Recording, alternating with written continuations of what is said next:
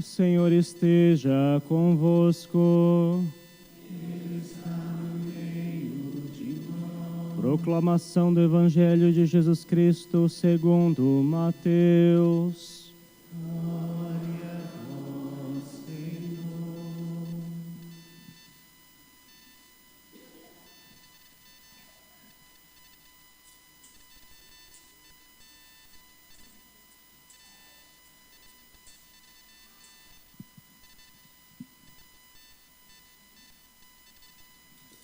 Naquele tempo, vendo Jesus as multidões, compadeceu-se delas, porque estavam cansadas e abatidas, como ovelhas que não têm pastor. Então disse a seus discípulos: A messe é grande, mas os trabalhadores são poucos. Pedi, pois, ao dono da messe que envie trabalhadores para a sua colheita. Jesus chamou os 12 discípulos e deu-lhes poder para expulsar os espíritos maus e para curar todo tipo de doença e enfermidade. Estes são os nomes dos 12 apóstolos. Primeiro, Simão, chamado Pedro, e André, seu irmão. Tiago, filho de Zebedeu, e seu irmão João. Filipe e Bartolomeu, Tomé e Mateus, o cobrador de impostos. Tiago, filho de Alfeu, e Tadeu. Simão, o zelota, e Judas Iscariotes, que foi o traidor de Jesus. Jesus enviou estes 12 com as seguintes recomendações: Não deveis ir aonde moram os pagãos, nem entrar nas cidades dos samaritanos. Ide antes as ovelhas perdidas da casa de Israel. Em vosso caminho anunciai: o reino dos céus está próximo. Curai os doentes, ressuscitai os mortos, purificai os leprosos, expulsai os demônios. De graça recebestes, de graça deveis dar. Palavra da salvação. Glória a vós, Senhor.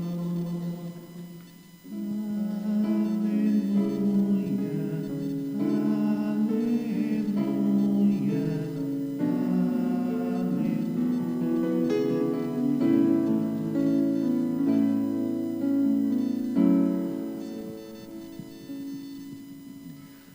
Caríssimos irmãos e irmãs, celebramos o 11º domingo do tempo comum e duas palavras são marcantes na liturgia da palavra deste domingo: eleição e missão.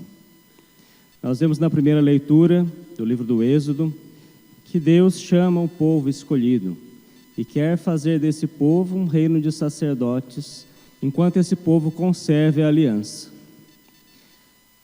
A missão é a missão da igreja. O povo de Israel era a prefiguração daquilo que aconteceria com a vinda de nosso Senhor.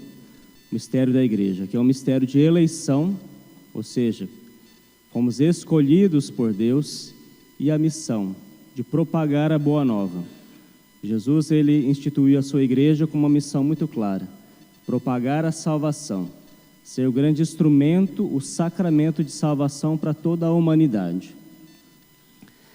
A segunda leitura de São Paulo aos Romanos nos fala o porquê Deus escolhe então um povo que depois se converterá na sua igreja.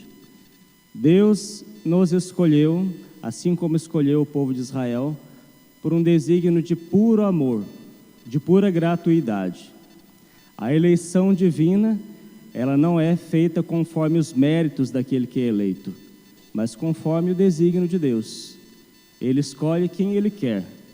Assim como Deus escolheu Abraão, Isaque, Jacó, Moisés, todos os demais profetas, e Jesus escolhe os seus apóstolos, tudo isso é feito por um puro desígnio de amor.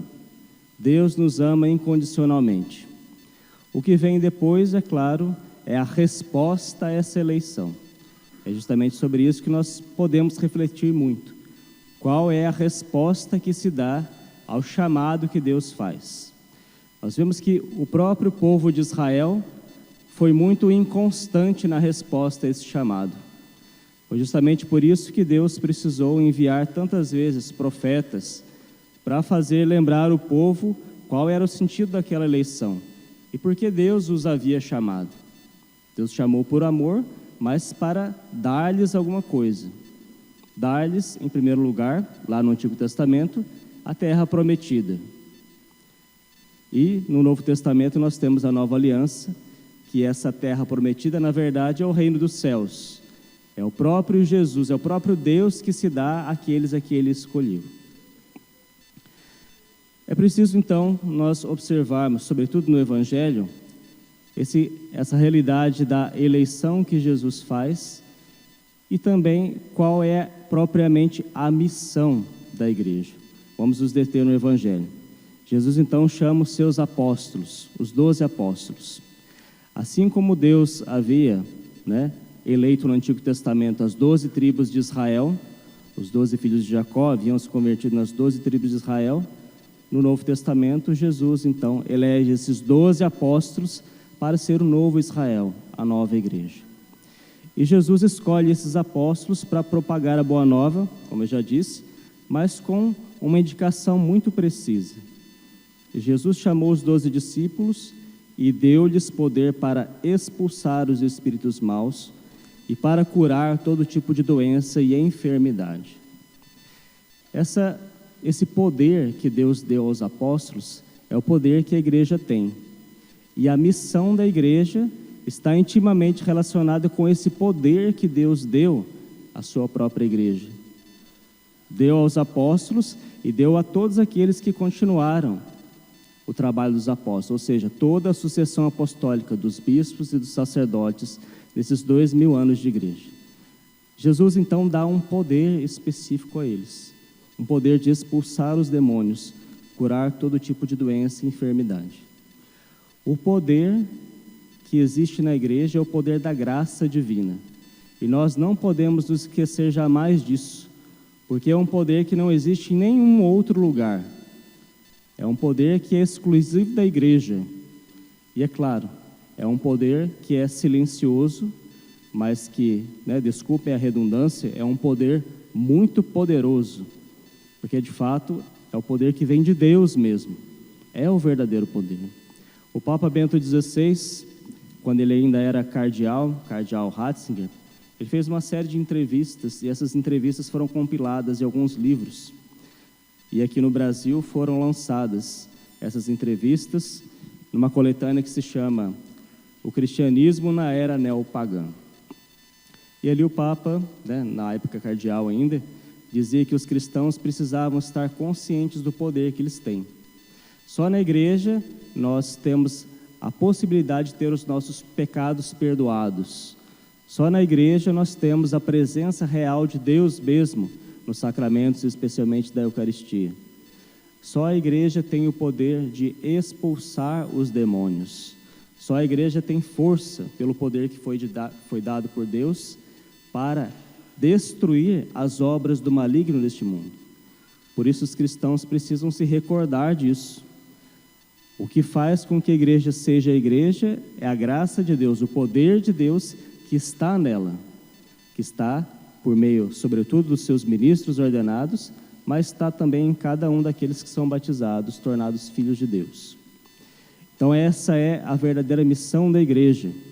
A missão da igreja é lutar contra as obras do diabo, é lutar contra as obras do maligno. E como é que nós lutamos? Com a graça divina. Onde está a graça de Deus? Onde opera a graça de Deus, a obra do diabo é destruída. A obra do diabo, ela é derrotada. Então é um privilégio muito grande. Nós vemos que o amor de Deus ultrapassa todas as nossas expectativas. O amor de Deus quer de fato nos salvar. Ele nos deu todos os instrumentos necessários para essa salvação, que é uma salvação que é realizada mediante um grande combate. O combate desta vida, o combate pela nossa salvação, custou o sangue de nosso Senhor Jesus Cristo. Mas a igreja é chamada a continuar esse combate e não se esquecer que de fato é um combate que é travado.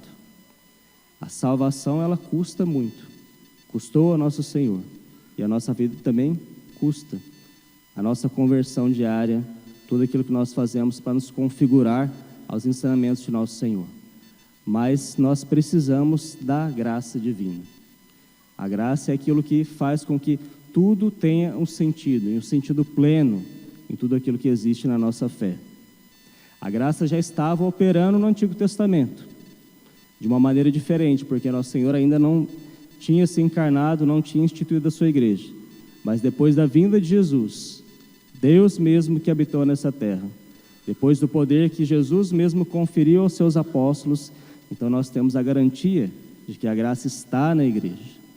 Nós temos a garantia de que quando nós vamos ao confessionário, por exemplo, ali é operado o poder de Deus de forma extraordinária, silenciosa, sem nenhum estardalhaço, sem aqueles grandes prodígios do Antigo Testamento, por exemplo, quando Jesus fez o povo sair do Egito, atravessar o Mar Vermelho, quando o profeta Elias, por exemplo, fez cair fogo do céu sobre os profetas.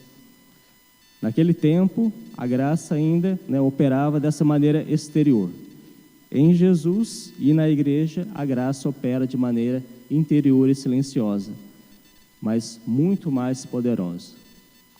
Então nós estamos vivendo dentro desse regime da graça e não podemos nos esquecer disso. E não nos esquecer de que existe um poder muito grande que foi dado à igreja. Esse poder não pode ser esquecido. Muitos cristãos estão acabando por se esquecer disso. E aí a sua vida de fé, a sua vida na igreja se torna muito mais um fato social, se torna muito mais uma realidade humana do que divina. Para que a igreja tome consciência da sua realidade divina, nós precisamos também ter essa consciência e viver de fé. A graça opera também mediante a fé. A fé é a nossa resposta à eleição divina. A fé é justamente aquilo que vai fazer com que nós demos cada vez mais o nosso sim a Deus, e aí nós podemos viver esse combate e vencê-lo no poder de Deus. A graça nos é dada, mas a fé é aquilo que vai fazer com que essa graça de fato opere nas nossas vidas. Por isso, nesse domingo que nós refletimos sobre essa eleição divina e sobre a missão que Deus dá à sua igreja, nós precisamos tomar consciência também dessa verdadeira missionariedade. Qual é a verdadeira missão da igreja? A missão da igreja é ser canal da graça de Cristo no mundo. É salvar as almas, resgatar as almas do poder do maligno. Essa é a verdadeira missão da igreja. Todas as demais realidades, elas precisam estar ordenadas a essa missão essencial. A própria evangelização, ela só acontece verdadeiramente mediante esta realidade, salvar as almas. De nada adianta o crescimento numérico da igreja, o crescimento numérico dos fiéis, se ali não é operada a graça da salvação, se ali não é travado o verdadeiro combate e é derrotado o inimigo. De nada vale a expansão da igreja se ela não é movida pela graça. Então nós somos chamados a recordar quem nós somos, qual é a nossa eleição, que foi feita por puro amor de Deus, mas também qual é a nossa missão. Evidentemente, aos ministros ordenados, essa missão ela é dada de maneira muito particular, porque nós, os sacerdotes ordenados, os bispos, temos esse poder que foi dado por Deus. E nós precisamos usá-lo conforme os desígnios de Deus. Não descuidar daquele dom precioso que foi nos dado. E para isso nós precisamos, claro, de uma vida de conversão. Falo isso especificamente para nós, os sacerdotes, mas também precisamos do apoio da oração dos fiéis. Os fiéis precisam rezar para que os sacerdotes tenham consciência desse grande dom que foi conferido a eles e da grandíssima responsabilidade de usar bem esse dom, porque esse dom foi nos dado para a salvação das outras pessoas. Então precisa ser usado com muita responsabilidade. Então rezemos pelos nossos sacerdotes, Rezemos pelos padres, para que eles sejam fiéis, para que sejamos fiéis àquela vocação que Deus nos deu e a esse poder que Deus nos deu, que é um poder sobre-humano, é um poder sobrenatural, que transcende infinitamente as nossas forças humanas, mas que é algo que traz verdadeiramente a transformação verdadeira da vida das pessoas, que faz com que as pessoas realmente possam almejar, possam ter a esperança da salvação eterna. Rezemos então, meus queridos irmãos e irmãs, para que Deus dê essa consciência clara à nossa igreja de qual é a nossa missão, reconhecendo o amor de Deus que é inesgotável, mas reconhecendo também que neste mundo existe uma grande batalha sendo travada. E Jesus, no seu amor, nos deu as armas, nos deu aquilo que é necessário para vencer esse combate. Mas se nós não tomarmos consciência, se nós não soubermos que estamos no combate, com toda certeza nós não venceremos o combate, porque qual é o soldado que entra no campo de batalha despreparado e tem a perspectiva de vencer um combate? Se nós não tomamos consciência disso, nós vamos com toda certeza ser derrotados. As nossas armas são a graça de Deus, o poder que foi dado por Deus, e perdoar os pecados e destruir as obras do diabo. Rezemos então, peçamos que Deus nos dê essa graça de sabermos qual é verdadeiramente a nossa missão pessoal e a nossa missão como comunidade de igreja. Confiemos tudo isso ao Sagrado Coração de Jesus e ao Imaculado Coração de Maria, que recentemente nós celebramos. O Imaculado Coração de Maria é o nosso verdadeiro refúgio, e é ali que nós vamos, de fato, tomar essa consciência de que nós vivemos sob a graça e que devemos estar sempre na graça, porque esse é o grande remédio para nós vencermos todos os males. Que Nossa Senhora, ela que é a poderosa Rainha dos Exércitos Celestes, ela que, de maneira muito especial, detém também esse poder da graça, uma vez que ela é a medianeira das graças, que ela interceda por nós e nos ajude a verdadeiramente amarmos a Deus, sermos agradecidos e vivermos plenamente a nossa missão. Louvado seja o nosso Senhor Jesus Cristo.